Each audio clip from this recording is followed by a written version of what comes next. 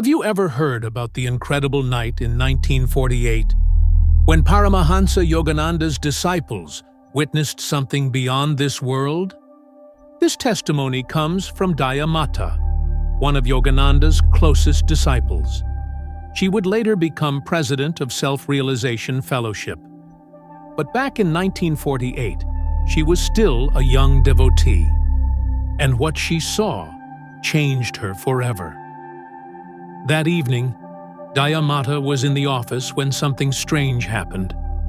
An invisible pull, a summons she couldn't resist.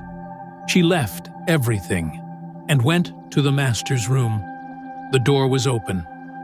Yogananda motioned her inside. His face, his eyes, completely withdrawn. She knew he was entering Samadhi. But then, something even stranger happened. One by one, other disciples arrived. No message had been sent. No words were spoken. Yet all of them felt the same silent call. Dear soul friends, if this message has uplifted your heart, let your support flow like a sacred river.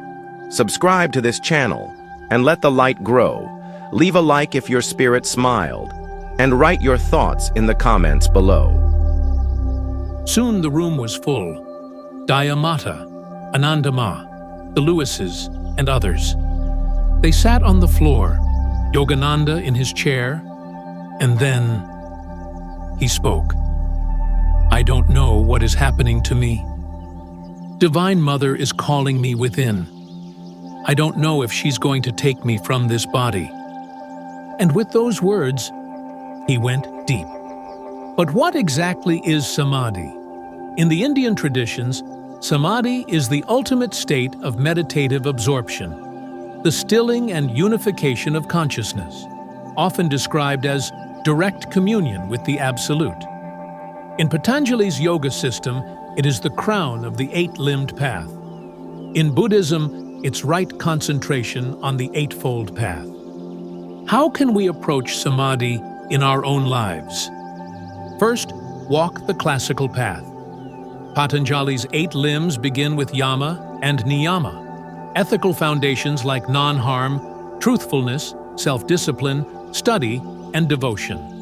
Then asana, steady posture, pranayama, breath regulation, pratyahara, sensory inwardness, dharana, one-pointed concentration, dhyana, unbroken meditation, and finally, samadhi. You don't force samadhi.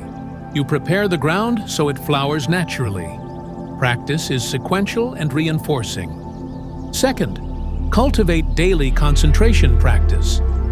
Many in Yogananda's lineage begin with the Hong Sao technique to focus the mind and interiorize attention at the spiritual eye. It trains the shift from scattered thought to steady awareness. Third, deepen with scientific breathwork under guidance. Yogananda taught Kriya Yoga, a refined pranayama that magnetizes the spine and brain, accelerating interiorization and devotion. It's formally learned through the Self-Realization Fellowship lessons and related training. Fourth, be consistent and devotional. In both yoga and Buddhism, Samadhi matures through regular, skillful practice, steady posture, regulated breath, collected attention, and a heart oriented to the highest. Over time, dharana becomes dhyana, and dhyana ripens toward samadhi. That night in 1948, the disciples were about to witness samadhi in its most mysterious form. What happened next stunned them all. All night long, Yogananda conversed with the Divine Mother. But it wasn't just one-sided. It was a dialogue. When the Master spoke, it was his voice. But when the Divine Mother answered, the tone changed. A different voice, speaking through him. The disciples sat in awe, hearing both sides of a dialogue between a man and the infinite. And it went on all night, until morning.